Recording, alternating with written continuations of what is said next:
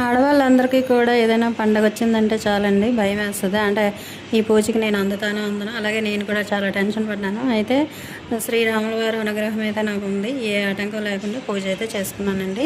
తెల్లవారి లేచి శుద్ధిగా స్నానం చేసి ఇల్లంతా శుభ్రం చేసుకొని స్వామివారిని అయితే పీఠకం పెట్టి అమర్చానండి. అయితే మేము మామిడికాయ తురుముతో, మాకు చెట్టు ఉందండి, మామిడికాయ తురుముతోనే పులిహోర చేశాను, దద్దోజనం చేశాను, అలాగే పరమన్నం, బెల్లం పానకం కంపల్సరీ కదండి, వడపప్పు చలివిడి, కొబ్బరికాయ అరటిపళ్ళు తాంబూలం పెట్టి స్వామివారికి అయితే హారతి ఇచ్చి పూజ అయితే నిర్వహించానండి. అయితే మా ఇంట్లో ఎప్పుడు మా అత్తగారు నేను చేసుకుంటాం, కానీ మా అత్తగారు లేరండి, నేను ఒక్కదాన్నే చేసుకున్నాను. ఏ ఆటంకం లేకుండా పూజ అయితే చాలా బాగా అయిపోయిందండి. అలాగే మీ పూజ ఎలా జరిగిందో కామెంట్ చేయండి. అయితే స్వామివారు ఎలా ఉన్నారో కూడా కామెంట్ చేయండి.